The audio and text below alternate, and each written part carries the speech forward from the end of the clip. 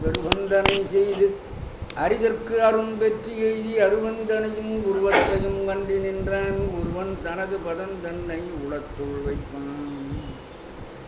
பாகம் ஒரு பெண் குடியிருக்கும் பரமன் அழியல் பறித்த மணிநாகம் முளைவுற்று உடல் சுருண்டு கிடந்து நகுவன் தலைப்புழையில் போக மெல்ல தலை நீட்டி பார்த்து வாங்கப் போகும் ஒரு தோகை மயில் வாகனப் பெருமாள் துணைத்தாள் கமலம் தொழுதுடுவான்.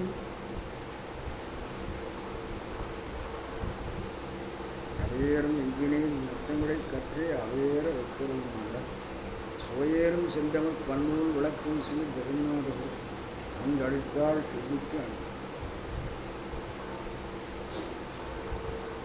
ஞான சன்னிதானமாகி மருந்தீச பெருமான் குடிவோல் முன்னிலையில் தேவாத்திரி மண்டபத்தில் தொடர்ந்து சமயச்சொப்பு இடையராக நடத்தி வருகின்றவர்களுக்கு அவர்களுக்கு துணையாக அனுப்பின்ற புரவலர்களுக்கும் செயல்புகள் அனைவருக்கும் என்னுடைய அன்பான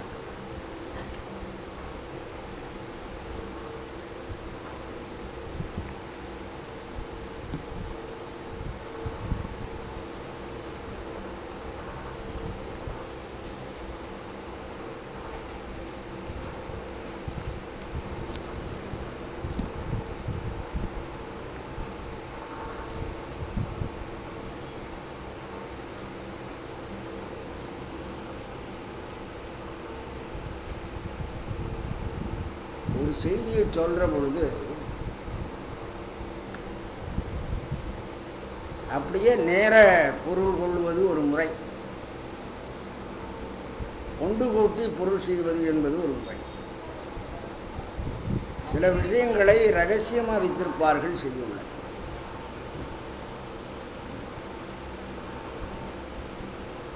அதை நாம் கவனித்து பார்த்தால்தான் அதில் மறைந்திருக்கின்ற விஷயத்தை நாம் புரிந்து கொள்ள முடியும்.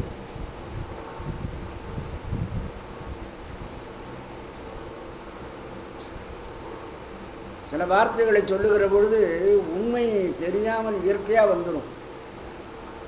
அந்த மாதிரி எல்லாம் செய்யுள்களுடைய இதுலேயே என்ன எல்லா கருத்துகளையும் செய்யுள் மூலமாகத்தான் அவர்கள் தெரிவிக்க வேண்டியதாக இருக்கிறது.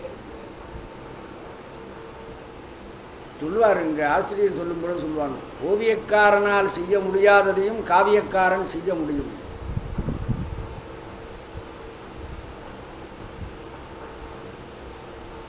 கம்பர் சொல்றார் இடத்துல, கன்னியாசுல்கமாகியவில் முறிஞ்சு போச்சு, அங்கிருந்து நீலமாலை என்கிற தோழி ஓடி வருகிறாள். கன்னியாமாடத்தில் இருக்கிற சீதைக்கு அந்த விஷயத்தை சொல்றதுக்காக இது ஒரு நாம சினிமா எடுக்கிறான், படம் போடுறான், எல்லாம் பண்றான். இந்த அப்படி விஷயத்தை வச்சுங்க,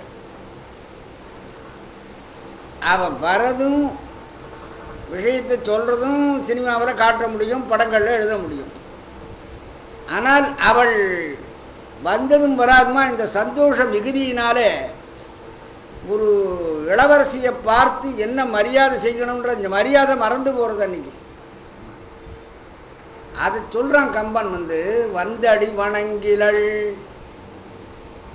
காலில் வணங்கவில்லைன்றான். இதை எப்படி நீங்க படத்துல காட்ட முடியும்?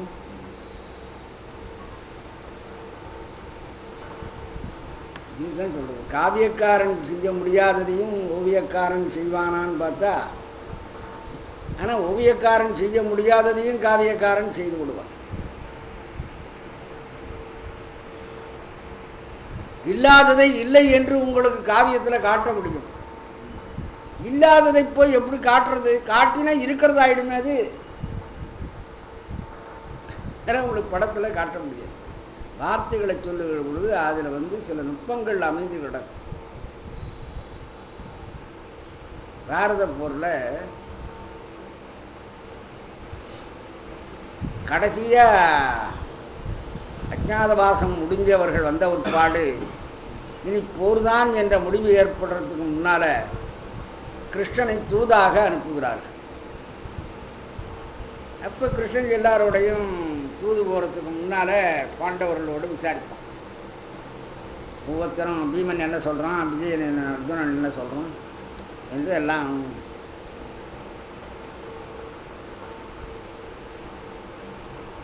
கடைசியா சகாதேவன் இடத்துல வரும்.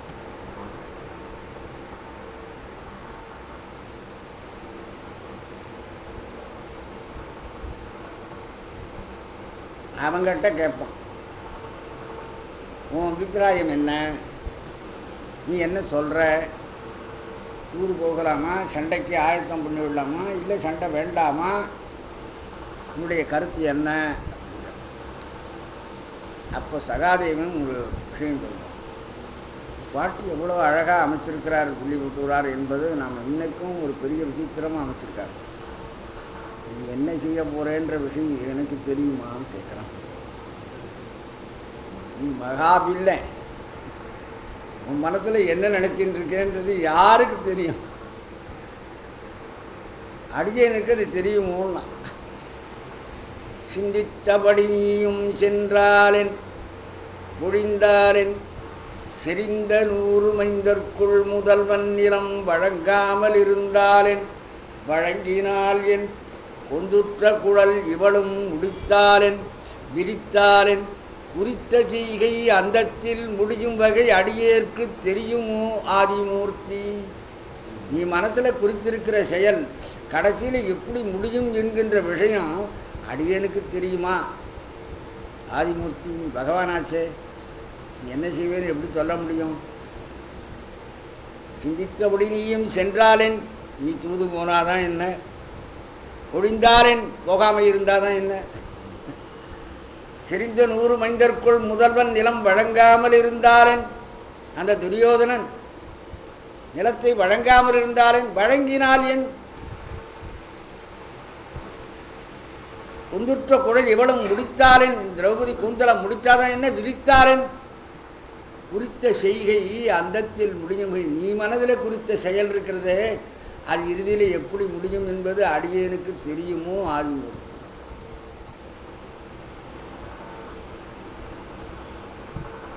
சகாதேவன் ஞானி,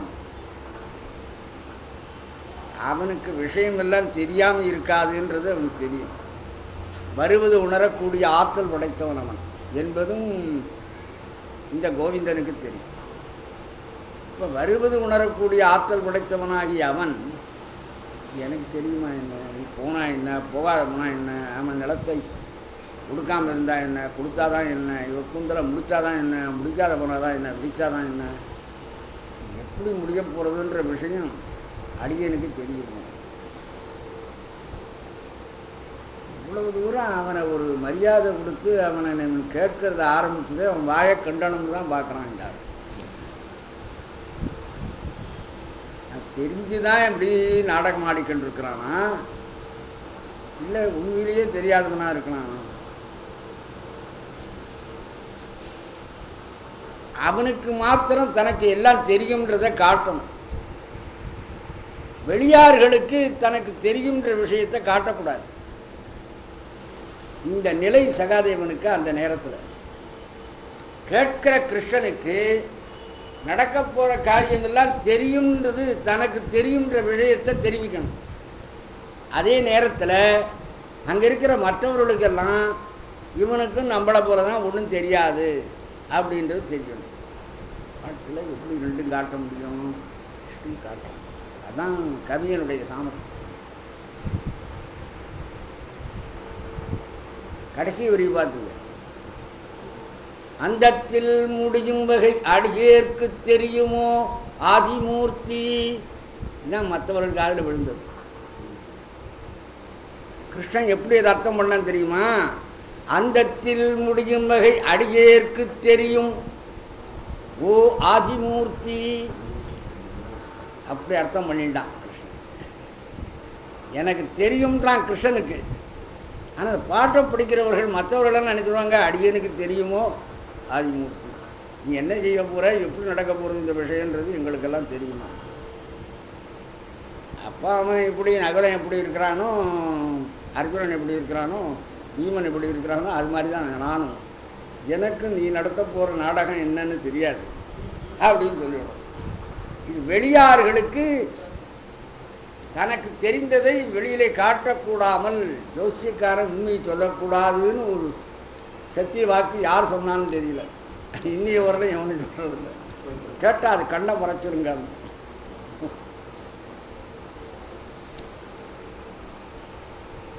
இவங்க பாருங்க, கிருஷ்ணன் மாத்திரம் புரிஞ்சுக்கிறான். அடியேற்கு தெரியும் ஓ ஆதிமூர்த்தின்னா எனக்கு தெரியும்.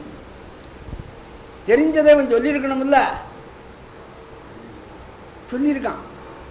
என்ன சொல்றான் பாருங்க, சிந்தித்தபடி நீயும் சென்றால் என் குழிந்தால் என். நீ போனா என்ன போகாம இருந்தா என்னன்னா, போனா என்னன்றது ஏன் முதல்ல சொன்னான், போக போறான்றது நிச்சயம். எது நிச்சயமோ அதை முதல்ல சொல்றோம். இப்ப சட்டப்படி இதை பார்த்தோம்னா போதல் என்பது உடன்பாடு, போகாம இருக்கிறது எதிர்மறை. உடன்பாட்டை முதல்ல சொல்றது தான் முறை. நீ சாப்பிட்டா என்ன சாப்பிடாது போனா என்ன அப்படின்னு கேட்குறேன் பாருங்க. வீட்டில் சாப்பிட சொன்ன நீ இருந்தா என்னடா போனா என்னடா அப்படின்னா, எல்லாத்துலேயுமே உடன்பாட்டை முதல்ல சொல்லி எதிர்முறையை பின்னால் சொல்றது தான் முறை. அந்த முறைப்படி தான் முதல்ல சொல்லியிருக்காங்க. சிந்தித்தபடி நீயும் சென்றால் என் ஒழிந்தால் நீ போனா என்ன போகாவிட்டு என்ன. அப்போ போனா என்னன்றதை முதல்ல சொன்னதுனால இவன் போக போறான்றது அர்த்தமாகும். ஆனால் இது வழக்கமான முறை தானே, உடன்பாட்டை தானே எல்லாரும் முதல்ல சொல்லுவாங்க. அந்த முறையில் தான் அவன் சொல்லியிருக்கிறான்னு மற்றவங்க நினைச்சுக்கலாம். ஆனால் அதுக்கப்புறம் பார்த்தோம்னா அவன் ஏதோ ஒரு குறிப்பு வச்சு தான் சொல்றான். அதை செறிந்த 100 மைந்தர்க்குள் முதல்வன், செறிந்த 100 மைந்தர்க்குள் முதல்வன், நிலம் வழங்காமல் இருந்தால் என் வழங்கினால் என். அப்ப எப்படி சொல்லணும், உடன்பாட்டை தானே முதல்ல சொல்லணும். அவன் கொடுத்தா என்ன கொடுக்காத போனா என்னன்னு சொல்லணும். அவன் கொடுக்காத போனா என்னன்றதை முதல்ல சொல்லியிருக்கான். அப்போ ரெண்டாவது இதுல நடக்க போற காரியம் என்ன, அவன் கொடுக்காம இருக்க போறான். எது நடக்க போகிறதோ அதை முதல்ல வச்சிருக்கானே தவிர உடன்பாட்டை முதல்ல வச்சு எதிர்முறையை வைக்கணும்ன்ற முறையில வைக்கல. முதல் வரி அப்படி இருக்கு. என்ன உடன்பாடு முதல்ல இருக்கிறது நடக்க போறது. அதே மாதிரி ரெண்டாவது வரியில நிலம் வழங்காமல் இருந்தால் என் வழங்கினாலேன். இப்ப வழங்காமல் இருக்கிறது தான் நடக்கும். வழங்குவதாகிய உடன்பாடு நடக்க போறது இல்லை. அதை வச்சிருக்கான் முதல்ல மாற்றி. அடுத்தபடி பாருங்க, மூன்றாவது வரும்பொழுது பாருங்க, கொந்துற்ற குழல் இவளும் முடித்தாலேன் விரித்தாலேன். முடித்தால் என்பது உடன்பாடு, விரித்தால் என்பது எதிர்மறை. அதை முடித்தால முதல்ல வச்சு விரித்தாலை பின்னால வச்சான். ஆனா நடுவில் பாருங்க அந்த உடன்பாடு எதிர்மறையை மாற்றணும். எதிர்மறையை முதல்ல வச்சு உடன்பாட்டை மாற்றணும். நடக்கக்கூடிய விஷயங்களை முதல்ல செய்திருக்கான், நடக்காத விஷயங்களை பின்னால சொல்லியிருக்கான். அவசரமா படிக்கிறவங்களுக்கு ஏதோ சொல்லியிருக்கான், அவனுக்கு தெரியாது அப்படின்னு தான் நினைச்சிட்டு போடுவாங்க. ஆனா கிருஷ்ணன் புரிந்து கொண்டான். மகா கட்டிக்காரன் பாணி, உனக்கு எல்லா விஷயத்தையும் தெரிஞ்சுட்டு இருக்க. சரி, பிடிச்ச இவ்வளவு தெரிஞ்ச விஷயம் இன்னொன்னையும் உனக்கு தெரிஞ்சிருக்கணுமே. இந்த பாரத சண்டை நடக்காம இருக்கணும்னு சொன்னா அதுக்கு என்னடா வழி பண்ணலாம், நீ தான் சொல்ல. நான் என்னமோ நான் தான் வந்து சண்டையை மூட்டு விடுறதாக நினைச்சுட்டு இருக்கியே. நான் ஒன்றும் சண்டை மூட்டல, சண்டையை நிறுத்துறதுக்கு என்ன வாயும் சொல்லு அப்படின்னு அதுக்கப்புறம் கேட்பேன். இந்த கதை போகும். பாட்டில் மற்றவர்களுக்காக பேசுவது ஒரு புறம் இருக்கிற பொழுது, குறிப்பாக யாருக்கு எதை தெரிவிக்க வேண்டுமோ அதை தெரிவிக்கிற மாதிரி அந்த பாட்டை அமைக்கிறதுன்றது கவிஞனுடைய பெரிய. சில இடங்களில் நீங்க என்னதான் பேசணும் என்றாலும் கூட சத்தியம் வெளியே வந்துடும். இது மாதிரி ஒரு இடம், அதே மாதிரி பாரதத்தில் இன்னொரு இடத்துல என்ன சொல்லும், சண்டை வந்துடுத்து. இப்பொழுது வந்து நீ என்னுடைய மகன் என்பது உனக்கு தெரிஞ்சு போச்சு. அப்படி இருக்கும்போது நீ பாண்டவர்களோடு வந்து சேர்ந்துரு அப்படின்னு கர்ணனை அழைக்கிறா குந்தி, அவனுடைய தாய். அப்போ கர்ணன் பேசுவான், யாரென்றறியத்தகாத எனை, யாரென்று அறியத்தகாத எனை அரசுமாக்கி முடிசூட்டி சீரும் திருவும் தனது பெரும் திரிவும் எனக்கே தெரிந்தளித்தான்.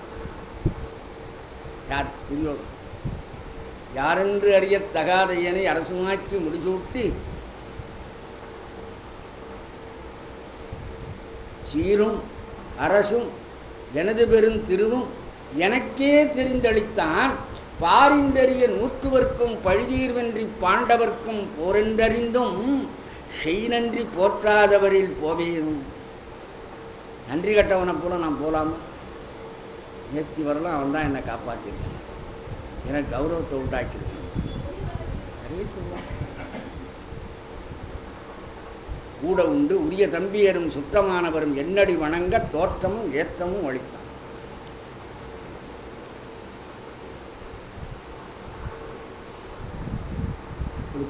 அந்த இடத்துல என்ன ஒரு வார்த்தை சொல்றான் பாருங்க, பாரின்றறிய நூற்றுவர்க்கும் நான். அவரும் பாண்டவர்களை சொல்லும் பொழுது பழிதீர் வென்றி பாண்டவர்க்கும். உன் பிள்ளைகள் தான் ஜெயிக்க போறாங்க, இல்லை சந்தேகம் இல்லை, ஏன் கவலைப்படுறேன். தாய்க்கு சொல்லுகிறான், நான் என்னதான் பெருவீரனாக இருந்தாலும் துரியோதனிடத்தில் இருந்து கொண்டு போர் செய்தாலும் பழிதீர் வென்றி பாண்டவர்கள் நிச்சயமாக. ஏன் இவன் முதல்ல சொன்னது வேற, தாயார்கிட்ட சொல்றது வேற. சூதாட்டம் ஆடுறதுக்கு அவங்கள கூப்பிடலாம் அப்படின்னு சொல்லி சகுனி சொல்ற பொழுது, என் கையில வில்லு இருக்கிற பொழுது நான் வெஞ்சிலை குனித்து ஓரம்பு யான்படி நிகழ்ந்த வேந்தர் அஞ்சு பின் புகுவதல்லால் ஆரண கருதுவாரோ. நான் ஒரு அம்பு விட்டா போறோம், எதிரில் இருக்கிறவர்கள் காலில் விழுந்து கும்பிட்டு ராஜ்யத்தை ஒப்படைக்கப்பட்டு போய்விடுவார்.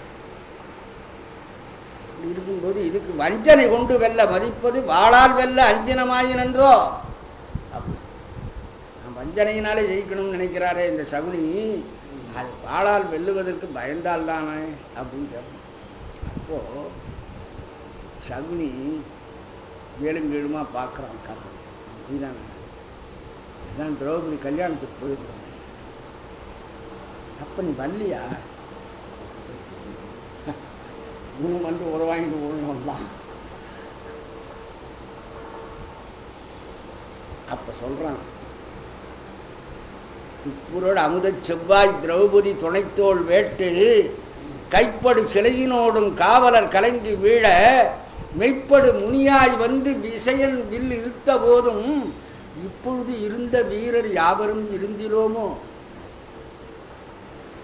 சாமர்த்தியமா என்னமோ வில்ல விளைச்சு ஒரு அம்பை விட்டா எதிர்த்தவர்கள் எல்லாம் அப்படி ஆகாயத்துக்கு போவாங்களே தவிர அட்ரஸ் கொடுக்கறதுக்கு யாராவது இருப்பாங்களா அப்படின்னு கேட்குறீ. இன்னைக்கு இப்பொழுது இருந்த வீரர் யாவரும் இருந்திலோமோ. நாம் அந்த திரௌபதி சுயம்பரத்தும் போது நாமெல்லாம் இல்லையாங்க, இல்லையோ என்னவோ தெரியல, நீ வரலையா, கிண்டல் பண்றான் பாருங்க. வார்த்தைகளை பாவங்கள் நேரம் அப்படியே சொல்ற மாதிரி சொல்றான். அவன் சொல்லிவிட்டு சொல்றான், இப்பிறப்பொழிய இன்னும் 7 பிறப்பினாலும் மெய்ப்பு இறப்பற்ற நீதி தருமனை வெல்ல மாட்டோம். 14 பிறவி எடுத்தாலும் கூட சத்தியத்திலே நடைபெறுகின்ற அந்த தருமனை நம்மால வெல்ல முடியாது. சும்மா ஏண்டா வீரம்னா ஆவேசம்னு வில்ல வளைக்கிறேன் அம்ப விடுறேன்ற இதெல்லாம் நடக்கிற காரியம் இல்லை. இப்பிறப்பு ஒழிய இன்னும் 7 பிறப்பினாலும் மெய்ப்பு இறப்பற்ற நீதி தருமனை வெல்ல மாட்டோம். ஒப்பர படைத்த தோளாய் உபாயம் எங்கேனும் ஒன்றால் தப்பற சூது கொண்டு சதிப்பதே கரும். அவன் சொல்றான், வெளிப்படையாவே சொல்லியிருக்கான். அந்த நேரத்தில் இவன் அவர்களை ஜெயிக்க முடியும்னு சொல்றான். ஆனா தாயார் வருகிற விடுதலை சொன்னான் பாருங்க, பழிதீர் வென்றி பாண்டவர். வழியில்லாத பெருவெற்றி அடையக்கூடிய வஞ்சனையினாலேயோ ஏமாற்றினாலேயோ அரட்டல் பிறட்டல்னாலேயோ வெற்றி அடைகிறதில்லை. பழிதீர் வென்றி சூதாட்டாடி ஜெயிக்கிறதுன்றதெல்லாம் கேவலமான வெற்றி. போர்க்களத்திலே எதிர்க்கெதிர் நின்று போர் செய்து வெற்றி அடைவார்கள். அந்த வெற்றி அவர்களுக்குத்தான் உரியது. ஏம்மா நீ கவலைப்படுற, ஐவரும் படுதல் நன்றோ அங்கர்கோன் படுதல் நன்றோன்னு தானே கேட்டான் அவன் கண்ணன் தாயை பார்த்து. பஸ் இப்போ போய் நீ சொல்ல வேணும் அவன்கிட்ட, நீ என் புள்ளதாண்டான்னு என்னட்ட வந்துடும் கேட்டுப்பாரு, வரலன்னா விடு, சண்டை தான். இப்போ 5 தலை நாகத்தை போல இந்த 5 பேரும், யாராவது ஒருத்தர் போய் ஒருத்தர் பிழைக்க மாட்டார்கள். ஒருத்தர் போனால் 5 பேரும் போடுவாங்க. 5 பேரும் போகிறது நல்லதா கர்ணம் ஒத்தம் போகிறது நல்லதான்னு இப்போ நீ தான் தீர்மானம் பண்ணணும். பைவருந்தலைகளைந்து புடைத்த பன்னகமே போல ஐவரும் படுதல் நன்றோ அங்கர்கோன் படுதல் நன்றோ உய்வரும் செறிவில் ஆவி ஒருவர் போய் ஒருவர் உய்யான் நைவரும் துயரம் மாறி நடப்பதே கரும். இதெல்லாம் துக்கப்பட்டு ஆற காரியம் இல்லை. ஒன்றும் கர்ணம் இருக்கணும், இல்லைன்னா மீதி 5 பேர் இருக்கும். ஏன் 2ல் ஒன்று முடிவு எடுக்கும். அப்போ பழுதியீர் வென்றி பாண்டவர் என்று தாய்க்கு சொல்லுகிற பொழுது தன்னை மறந்து தன் உள்ளத்திலிருந்து அந்த விஷயத்தை சொல்லுகிறான். நூல்களில் பாடல்களுக்கு பொருள் காணுகிற பொழுது இந்த இடத்துல இவர்களுடைய பேச்சு எப்படி இருக்கும், எது வரணும், எதை சொல்லுகிறார்கள். துரியோதனன் பக்கத்தில் இருந்து கொண்டு பாண்டவர்கள் ஜெயிப்பார்கள் இவன் சொல்லலாமா? யாருக்கு சொல்கிறோம்? நம்ம தாயாருக்கு சொல்லுகிறோம். தாயாருக்கு சொல்லுகிற பொழுது அவள் மனசில் நீ கவலைப்படாதமா, நான் அவர்களெல்லாம் விட பெரிய வீரனாக இருந்தாலும் கூட இருக்கலாம், ஆனாலும் கூட அதனால் அவர்களை ஜெயிச்சுட முடியும்னு நான் சொல்லலை என்றால் அவர்கள் சத்தியத்திலே நடக்கிறார்கள். நான் பாவத்துக்கு தொடை போய் கொண்டிருக்கிறேன், அதனால் நிச்சயமாக அவர்கள் வெற்றி அடைவார்கள். அது சொன்னேன். பழுதியீர் வென்றி பாண்டவர். இந்த இடத்துல அவர்கள் கேட்குறதுன்னா, ஒரு வாசகம் உபநிஷத்தில் வருகிறதுன்னு சொன்னால் அது எந்த இடத்துல இருக்கிறதுன்றதை பார்க்கணும். அது பின்னால் வருகிற வசனங்கள் எப்படி இருக்குன்னு பார்க்கணும். இப்படியெல்லாம் பார்த்து பொருள் செய்யாமல் அப்படியே அர்த்தம் பண்ணிட்டு சிவனிந்தை செய்கிறவர்களை என்ன பண்ண முடியும்னு கேட்கிறார். நின்றுழி நின்று முடிவு கொள்ளாது நீ மறைந்தமை சொல்லும் கிளவி உந்தனி கூற்று முடிவிடத்து உய்த்து கொண்டிடு கூட்டிடும் தகைத்தாயும் தந்தனது இடத்தே முடியும் ஈண்டு எனும் இச்சழக்குறை.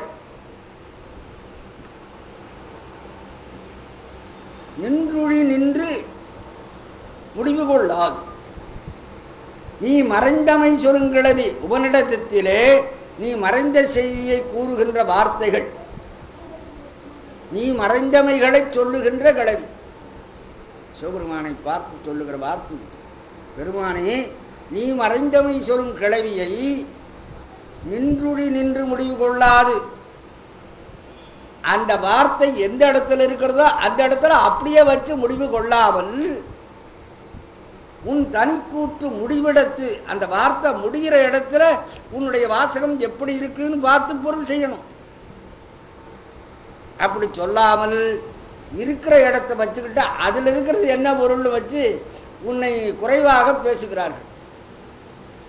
ஆரம்பம் எப்படி இருந்தாலும் அதை முடிக்கிற பொழுது எப்படி முடித்திருக்கிறார்கள் என்று கடைசி வரலும் போய் பார்க்கணும்.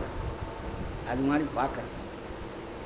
காவியங்கள்லேயே பெரும்பாலும் தான் இதுதான் பழைய காலத்தில் இருக்கிற மரபு வழி ஆசிரியர்களுடைய காரியம்.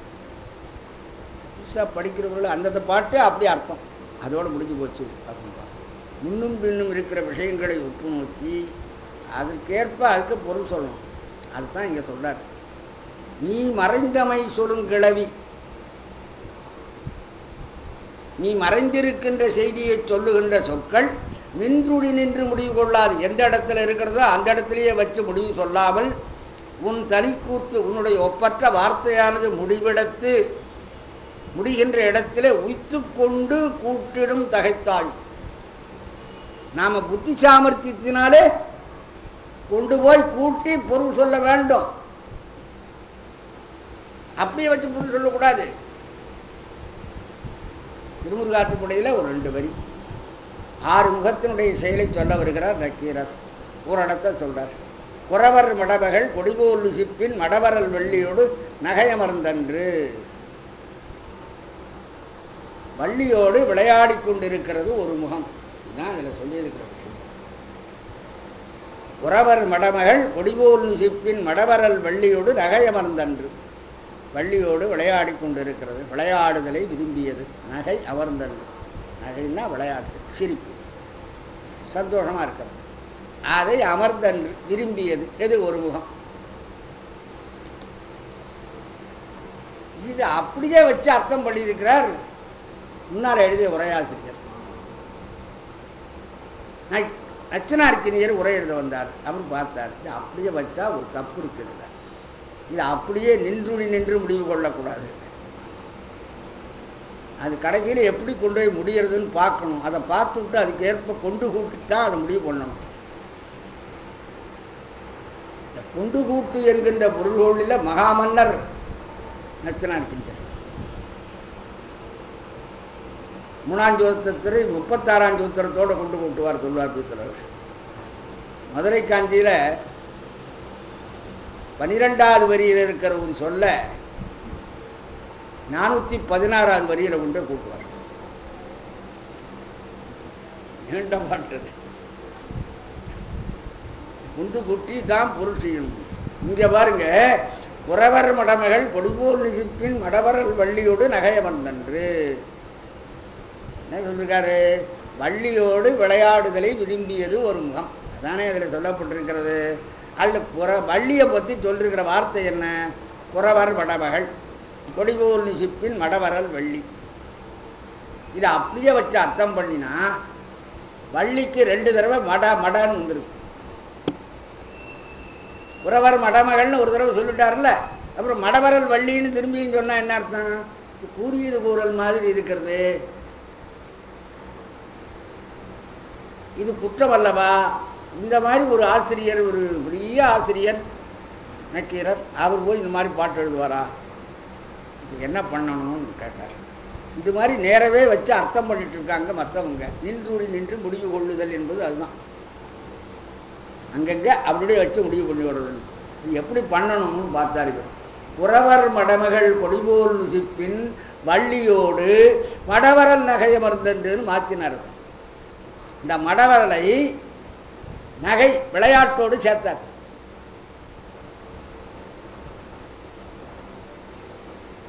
குறவர் மடமகள் குறவருடைய மடப்பம்பாய்ந்த பெண்ணாகிய கொடிபோல் நிசிப்பினை உடைய கொடிபோன்ற இடையை உடைய வள்ளியோடு முருகன் விளையாடுகிறான்னு சொன்ன நம்மளை போல ஐயா, அது மடவரல் வகை. தனக்கு ஒரு அறியாமை தோன்றுகின்ற விளையாட்டு. ஆகாயத்தில் சந்திரன் இருக்கிறது, கீழே குட்டையில தண்ணீர் இருக்கிறது. இந்த குட்டையில ஒரு கல்லை போட்ட உடனே இந்த தண்ணீருக்குள்ள தெரிகிற அந்த சந்திரன் அசைகிறது. இந்த பையன் என்ன சொல்றான்? ஒரு கல்லை போட்டுட்டு சந்திரன் ஆடுகிறான், நான் சந்திரனை ஆட்டி விட்டேன். சந்திரன் ஆடும். அந்த சந்திரனுக்கு எந்த விதமான இல்லை. முருகப்பெருமான் விளையாடல, அவருக்கு காம இன்பம் கிடையாது. அவர் இருந்தபடிதான் இருக்கிறார். ஆனால் கலைப்படு மதிய புத்தேள் கலங்கரும் புனலில் தோன்றி அலைப்படு தன்மை தன்றோ அருமுகன் ஆடலெல்லாம். உலகம் பார்க்கிற கண்ணோட்டம் அவர் விளையாடுற மாதிரி தெரியுது. விளையாட்டல்ல, அவருக்கே ஒரு அறியாமையை கற்பிக்கின்ற விளையாட்டு. அப்படி மாற்றுங்க. மடவரல் நகை. இப்போ அந்த பொருளை பார்த்தா எவ்வளவு சிறப்பா இருக்கு. இறைவனுக்கு இப்படியெல்லாம் உள்ளதாக கூறுதல் நம்முடைய அறியாமையை தோற்றுவிக்கிறது. நான் இறைவனை பற்றி இன்னமும் சரியா தெரிஞ்சுக்கல. அதனால அந்த விளையாட்டுக்கு மடவரல் நகை என்று அதுக்கு ஒரு பெயரை வச்சார். அறியாமை தோன்றுதலை உடைய விளையாட்டு. இருக்கிறபடி அப்படியே அர்த்தம் பண்ணிவிட்டா இவரு நம்மளை போலதான் ஜாலியா இருக்காரு. முருகனும் அப்படிதான் இருக்கிறாரு. அது தொந்தராபு. நான் சொன்னோம் உமையொரு பாகன் சொன்னோடனே உமாதேவி ஒரு பாகன் தான் நம்மளை போலதான் இருக்கிறாரு. இப்படி இதுக்கு நாம தேவை, வீட்டில் விட்டுட்டு போறோம், அவர் கூடவே அழைச்சிட்டு வர்றாரு அப்படின்னுவான். அங்க என்ன சொல்றாரு? அது ஆற்றல், இது அறிவு. அறிவே வடிவமாக இருக்கின்ற பெருமான் ஆற்றல். அறிவு மாத்திரம் இருந்தா போராது, ஆற்றலும் இருக்கும், செயற்பாடும் இருக்கும். எவ்வளவு அறிவு இருந்தாலும் ஆற்றல் இருக்கும். அதே மாதிரி இது அறிவு, அது அருள். எவ்வளவு அறிவு இருந்தாலும் அருள் இருந்தால்தான் அறிவின் மூலமாக பிறருக்கு நன்மை செய்ய முடியும். அருள் இல்லாத அறிவு என்ன பண்ணும்? அணுகுண்ட கண்டுபிடிக்கும் இல்லையா? தலையில் அடிச்சுக்கிட்டார் அவர், நோபல் பரிசை வைத்தவர். அவர் தான் முதல் இந்த வெடிமருந்து கண்டுபிடிச்சவர். இந்த வெடிமருந்தை கண்டுபிடிச்ச பாடு அவருக்கு தலையில் அடிச்சுட்டார். பாவம், உலகத்தை அழிக்கக்கூடிய ஒரு பெரிய கருவியை நாம் இந்த அறிவுகட்ட ஜனங்கள் கையில் கொண்டு வந்து கொடுத்துட்டோமே, இவ்வளோ பெரிய பாவத்தை பண்ணிவிட்டேன் என்று சொல்லி வருந்தி போய் இதன் மூலமாக தனக்கு கிடைத்த லாபங்களை எல்லாம் அறிவாற்றல்களில் சிறந்து விளங்குகின்றவர்களுக்கு பரிசாக கொடுக்க வேண்டும் என்று அவர் தான் நோபல் பரிசை ஏற்படுத்தினார். செய்த ஒரு பாடு. இது காரணம் மக்கள் பேரில் அவருக்கு கருணை இருந்திருந்ததுன்னா அவருடைய அறிவு அந்த வழியில் ஆராய்ச்சி. அறிவில்லாத அருள் அழிவை உண்டாக்கி, அறிவில்லாத அருள் செயல்படாது. அருள் இருக்கலாம், அது செயல்படாது. ஆனால் அருள் இல்லாத அறிவு என்ன ஆகும்? அழிவை உண்டாக்கி. அப்படியே பாட்டுக்கு அர்த்தம் பண்ணும் பொழுது நேரவே வச்சு அர்த்தம் பண்ணிவிடக்கூடாது.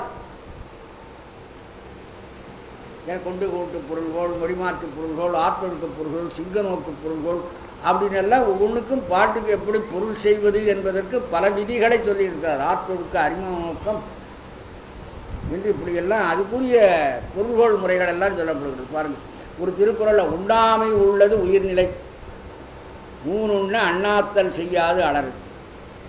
உண்ணாமை உள்ளது உயிர்நிலை, என்ன உண்ணாமைன்னு அதில் இல்லை. அது நடுவில் போய் ஊன் என்று, ஊன் உண்ண அண்ணாத்தல் செய்யாது அலறு. ஊன் மாமிசத்தை உண்டால் அலறு அண்ணாத்தல் செய்யாது. உன்னை விழுங்கிய நரகம் திரும்பி வாயை திறக்காது, உன்னை உள்ளே வச்சு. ஊன் உண்ண அலறு அண்ணாத்தல் செய்யாது. நீ மாமிசம் சாப்பிட்டீன்னா உன்னை உண்ட அலறு நரகம் இருக்க, அது வாயை திறக்காது, திரும்பி வெளியில் வர முடியாது, நரகத்துக்குள்ளே தான் இருக்கணும். அது பின்னால சரியாக வருது. முன்னால் உண்ணாமை உள்ளது உயிர்நிலைன்னா நான் பட்டி கிடக்கணுமா? பட்டினி கிடக்கிறது தான் உயிர் இருக்கிறதுன்னு அர்த்தம் என்ன? அந்த ஊன் என்பதை முன்னாலும் சேர்க்க அப்படின்னு எழுதுவார் பரிவியலர். ஊன் உண்ணாமை உள்ளது உயிர்நிலை, உயிர் இருக்கிற உடம்புன்னா ஊனை உண்ணாமை உள்ளது, நரகத்துக்கு போய் திரும்பி வராமல் உள்ளே கடக்கக்கூடியது ஊன் உண்ணுகின்ற உயிர் என்று சொல்றார். இந்த ஊன் என்பது நடுவில் இருக்க அந்த வார்த்தை, அதை முன்னாலேயும் கொண்டே சேருங்க, பின்னாலேயும் போய் சொல்லுங்க. இது என்னடான்னா இதுக்கு ஊசல் பொருள்கோள். ஊஞ்சல் என்ன பண்ணும்? நடுவில் இருக்கும், இப்படியும் ஆடும் இப்படியும் போகும், முன்னாலேயும் போகும் பின்னாலேயும் போகும். அது மாதிரி ஒரு சொல் நடுவில் இருந்து முன்னாலேயும் போகிறது பின்னாலேயும் போகிறது, அது ஊசல் பொருள்கோள். உண்ணாமை உள்ளது உயிர்நிலை, ஊன் உண்ணாமை உள்ளது உயிர்நிலைன்னு முன்னால் கொண்டே ஒரு தடவை கூட்டணும். அப்புறம் ஊன் உண்ண அலறு அண்ணாமை அண்ணா செய்யாது, அண்ணா அத்தல் செய்யாது அலறு அப்படின்னு அங்கே பின்னால் ஒரு தடவை நம்ம ரெண்டு பக்கத்துலையும் இதை கூட்டம். இதை ஊசல் பொருள்கோள் என்று நம்ம சொல்லிலக்கணத்தில் சொல்லுவாங்க. அதே அணியிலக்கணத்தில் விட்டாங்கன்னா இடைநிலை தீவகம். ஒரு விளக்க நடுவில் வச்சா முன்னாலேயும் வெளிச்சம் அடிக்குது, பின்னாலேயும் வெளிச்சம் அடிக்குது, ரெண்டு பக்கத்துலேயும் அடிக்கிற மாதிரி இது இடைநிலை தீவகம். ஒரு சொல் நடுவில் இருந்து முன்னாலேயும் போய் அர்த்தம் பண்ணும், பின்னாலேயும் போய் அர்த்தம் பண்ணும்.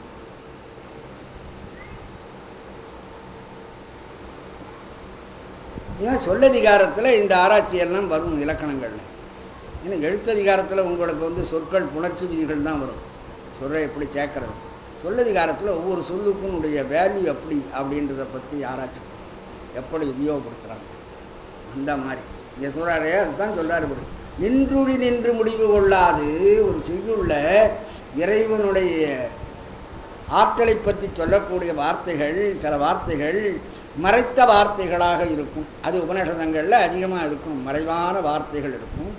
அந்த வார்த்தைகளை இருந்த இடத்துல வச்சு அப்படியே அர்த்தம் பண்ணாமல் அது முடிகிற இடத்துல போய் உன் தனிக்கூற்று முடிவெடுத்து உய்த்து கொண்டு கூற்றிடும் தகைத்தாயும். உய்த்து கொண்டு உணர்தல் என்பது ஒரு உத்தி. 32 உத்திகள் தொல்காப்பியத்தில் பொருளதிகாரத்தில் மரபியல்ல கடைசி சூத்திரம் அதான். 32 உத்திகள். அதில் உய்த்து கொண்டு உணர்த்தல் என்று ஒருத்தம். புத்தி சாமர்த்தியத்தினாலே யோசித்து ஒரு இடத்திலே கொண்டு போய் ஒரு சொல்லை சேர்த்து பொருளை விளக்கிக் கொள்ளுதல்.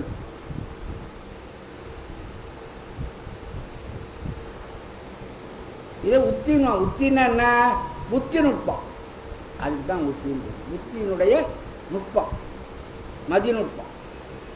இது வள்ளுவர் வாக்கில் மதிநுட்பம் சொல்வார். மதிநுட்பம் நூலோடு உடையார்க்கு அது நுட்பம் யாவுட முன்னிற்பவை. இந்த புத்தி நுட்பம் உள்ளவர்களுக்கு நூலறிவும் இருக்குமானால் அதை விட எப்பேற்பட்டவர்களும் அறிவாய்ந்தவர்களும் அவர்களை ஜெயிக்க முடியாது அப்படின்னு திருவள்ளுவர் சொல்வார். புத்தி நுட்பமும் இருக்கணும், நூலறிவும் நிறைய இருக்கணும் அப்படின்னு. அந்த இடத்துல மதிநுட்பம் என்ற வார்த்தையும் வேணும். இந்த புத்தி நுட்பத்தை தான் உய்த்து கொண்டு உணர்த்தல் வரும். சாமர்த்தியத்தினாலே, புத்தி சாமர்த்தியத்தினாலே ஒரு சொல்லை கொண்டு போய் வேற இடத்துல கொண்டு போய் சேர்த்து அந்த பொருளை விளக்கி கொள்ளுக. அது அப்படியே வச்சு அர்த்தம் பண்ணாதீங்க. அப்படி இருக்கிற போதும் கூட தந்தனது இடத்தே முடியும் வீண்டு, அந்த சொல் எந்த இடத்துல இருக்கிறதோ அந்த இடத்துல தான் முடியும் அப்படின்னு சில புத்திசாலிகள் பேசுறாங்களே, இவங்களை என்ன பண்றதுன்னு கேட்கிறாரு. தந்தனது இடத்தே முடியும் ஈண்டு எனுமி சழக்குறை, சழக்குறை வம்பு வார்த்தை, அது தேர்ந்தெழில் ஆராய்ச்சி பண்ணினால் தலைவா உன் தொழில் கயவர் தமது அறியாமை புலமையாய் பரிணமித்தது.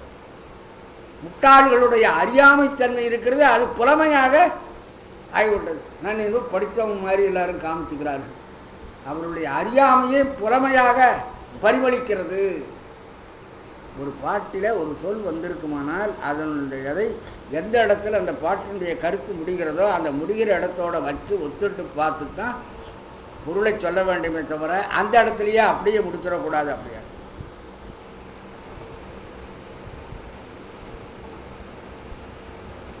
எல்லா புராண கதைகளையும் படித்த உடனே நாம் ஒரு தத்துவார்த்தம் சொல்லணும் அதுக்குன்னு நினைக்கிறோம் இல்லையா? அந்த பாட்டுக்கு அப்படியே அர்த்தம் பண்ணினால் தத்துவார்த்தம் வராது. அதுன்னு திருமூலர் சொல்றார். வர அப்பணி செஞ்சடை ஆதி புராதனன் முப்புறம் எரித்தனன் என்பர்கள் மூடர்கள். முப்புறம் ஆவது மும்மல காரியம், அப்புறம் எய்தமை யார் அறிவாரே. திரிபுர தகனம் பண்ணினார்னா எந்த திரிபுரத்தை தகனம் பண்ணினாரு? ஆணவம் கர்மம் மாயை என்கின்ற மூன்றையும் அழித்தார். அதுதான் மும்மல காரியங்களை அழித்தது தான் முப்புறம் அழித்தார் என்று சொல்லப்பட்டிருக்கிறது. இது தெரியாத மூடர்கள் ஏதோ 3 கோட்டை இருந்தது, அது இரும்பு கோட்டை, பொன்கோட்டை, வெள்ளிக்கோட்டை, அது அப்படியே போதும் உட்கார்ந்தான் எல்லாரையும் அழிச்சு விட்டான்னு ஒரு கதை சொல்லிட்டு இருக்காங்க. இதெல்லாம் குழந்தைகளுக்கு நாம் சொல்வோம். அது குழந்தை பருவத்திலே குழந்தைகள் சுவாரஸ்யமாக கேட்கறது. அப்பவும் சிவபெருமானுடைய கதையை அதில் காதில் வரும். அப்புறம் வயசானா இந்த தத்துவங்களை நாம் தெரிஞ்சுக்கணும். அது புத்தி நுட்பத்தினாலே அதில் அமைந்து கிடக்கின்ற விஷயம் என்ன என்பதை தெரிஞ்சுக்கணும்.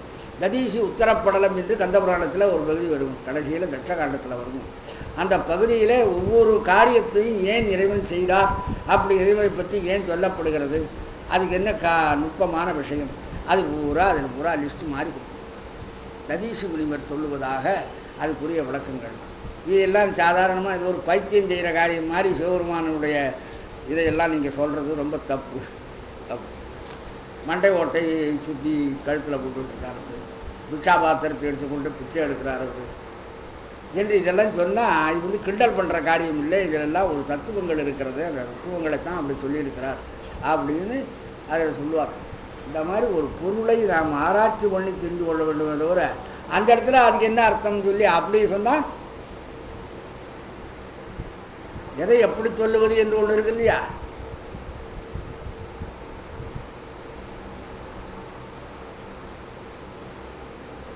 முதல்வனே அவ்வுவனிடத்தில் நீ மறைந்த செய்தியை கூறும் மொழிகள் அவை நிற்கும் இடத்திலேயே நின்று பொருள் முடிவு கொள்ளாது உனது ஒப்பற்ற அருள்மொழிகள் முடியும் இடத்திலே கொண்டு கூட்டி பொருள் கொள்ள வேண்டும் தன்மையென.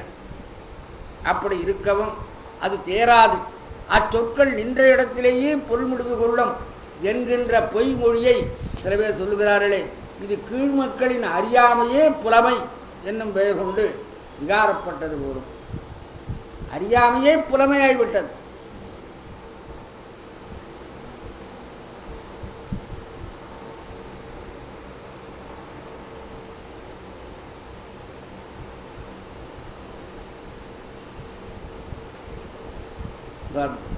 ஈண்டு நீ யாரென்று உன்னுரு கடாவும் இமையவர்க்கு ஏனையோர் உருவை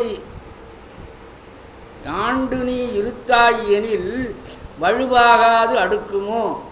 நீ உயிர்க்கு உயிராய் காண்டக நிறைந்தும் அவன் என யாரை கழறுவதோ பெருகு அன்பு பூண்டவர்க்கு எளியாய் கழவருக்கேனும் பொருந்துமோ இச்சழக்குறையே.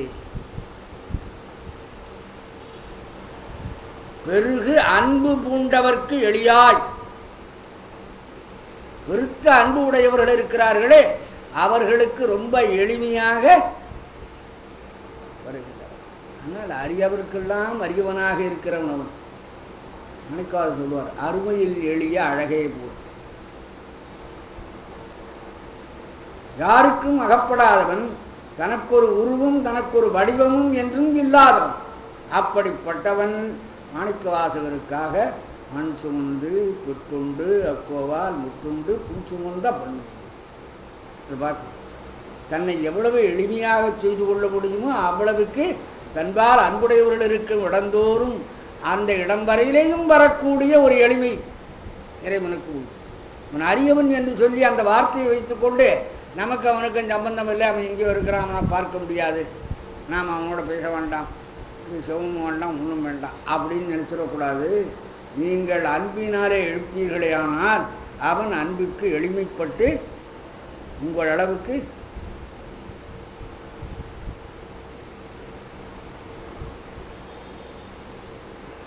அதுதான் இங்க சொல்றாங்க. பெருகு அன்பு பூண்டவர்க்கு எளியாய்,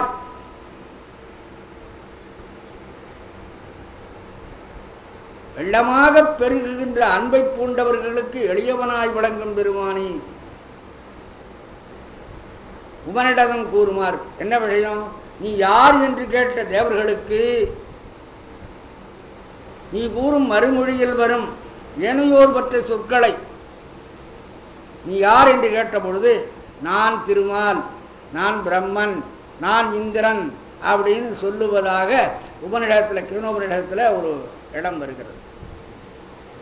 நானே இந்திரனாக இருக்கிறேன், நானே பிரம்மனாக இருக்கிறேன். அப்போ இதை வச்ச உடனே இவர் தான் பிரம்மம் போல் இருக்கு, பிரம்மனும் திருமாலும் தான் பெரியவங்க அப்படின்னு அப்படியே அர்த்தம் பண்ணிக்கலாமா? நீ யார் என்று கேட்ட தேவர்களுக்கு நீ கூறும் மறுமொழியில் வரும் ஏனையோர் பற்றிய சொற்களை அங்கேயே வைத்து பொருள் கொண்டது போல நீ மறைந்த செய்தியை கூறும் சொற்களையும் அவை உள்ள இடத்திலேயே வைத்து பொருள் கொள்க என்பது அடுக்குமா? அது எங்கே போய் முடிகிறதோ? ஏனென்றால் நீ உயிருக்கு உயிராக எல்லாவற்றுக்கும் சாட்சியாக எங்கும் நிறைந்திருந்தும் வேறு ஒரு இடத்தில் இருப்பவனைப் போல அவன் என்று உங்களை சொல்லுகிறார்கள். அதனால ஞானசம்பந்தர் வந்தார், இவன் அன்றே என்ன அவன் என்று சொன்னால் வேற எங்கேயோ இருக்கிற மாதிரி இருக்கிறது. அவன் எல்லா இடத்திலையும் நிறைந்திருக்கிறவராயிற்று. அவனை இவன் என்று அண்மை சூட்டால தான் சொல்லணுமே தவிர அவன் என்று சேமி சூட்டாலே எங்கேயோ இருக்கிறவனை போல சொல்லலாமா? ஆனால் யாருக்கு? அறிவாற்றல் இல்லாதவர்களுக்கு, அன்பினாலே இறைவனை நாடாதவர்களுக்கு அவன் ரொம்ப எட்ட இருக்கிறவனை போல தெரியும். அவர்களுக்கு வேண்டுமானால் அவனாக இருக்கலாமே தவிர அன்பர்களுக்கு அவன் எளியவன், அவர்களுக்கு இவன் தான். அதுதானே சொன்னாரு, பிரமாபுரம் மேவிய பெம்மான் இவனன்றே. இங்கே இவ்வளவு கட்டத்தில் உங்க பக்கத்திலேயே இருக்கிற பொழுது நீங்க இதுக்கியா இறைவனை தேடி ஓடிக்கொண்டிருக்கிறீர்கள் அப்படின்னு கேட்டார் அவர். அதனாலே சொற்களுக்கு பொருள் செய்கிற காலத்தில் எப்படி பொருள் செய்ய வேண்டும் என்பதை இந்த 2 பாடல்களையும் சொல்றார். கயவராயிருப்பாலும் கூட இத்தகைய பொய்யுரைகளை சொல்ல யாருக்கும் துணிவு வராது. அவரை விட மோசம் இந்த மாதிரியெல்லாம் இறைவனை சொல்லுகிறவர். நீ யார் என்று கேட்ட கேள்விக்கு அவர் சொல்லுகிற வார்த்தைகளுக்கு அப்படியே பொருள் சொல்லுகிறது மாதிரி அவரை பற்றி சொல்லுகின்ற இடத்திலே அவன் என்று சொல்லுகின்றபடியினாலே அவன் உயிருக்கு உயிராக எல்லாரோடும் கலந்திருக்கிற பொழுது கூட அவன் என்று அவனை எங்கேயோ தூரத்தில் இருக்கிறவன் மாதிரி சொல்லலாமா? அப்படி பொருள் செய்து கொண்டு பேசுகிற இந்த கயவர்களுக்கு அதுதான் இங்க சொல்ற, கயவராயிருப்பினும் கூட இத்தகைய பொய்யுரை கூடுமா? இவ்வாறு கூறுவாரை என் செய்வது? வேற சில ஆசாமிகளை வேற விதமாக எதையாவது எடுத்துக்கிட்டு அழைச்சிடுவாங்க. என் செய்வது இவர் வருந்துவதை தவிர வேற வழி இல்லை. ஆக உபநிஷதங்களின் மூலமாக சொல்லப்படுகிற பரம்பொருள் சிவபெருமான் தான். அந்த சிவபெருமானை பற்றி சொல்லுகின்ற இடங்களிலே மறைவான சில சொற்கிழவிகள் அங்கே வருகிறது. அந்த சொற்கிழவிகளை பின்னாலே வருகிற செய்திகளோடு கூட்டி பார்த்து பொருள் கொண்டால் சிவம் அன்புக்கு எளிமை உடையது, ஆனால் ஆராய்ச்சிக்கு அருமை உடையது என்பதை மற்றவர்கள் தெரிந்து கொள்ள முடியும். அப்படி சொல்லாமல் சிவனை நம் அருகவே இருக்கிற பொழுது கூட அவன் என்று சேமியாக சொல்லி அவனை நமக்கு எட்டாதவனாக இருக்கிறதாக காட்டிக்கொள்ளுவது என்பது கயவர்கள் சொல்லுகிற பொய்யுரை என்று இந்த பாடல்ல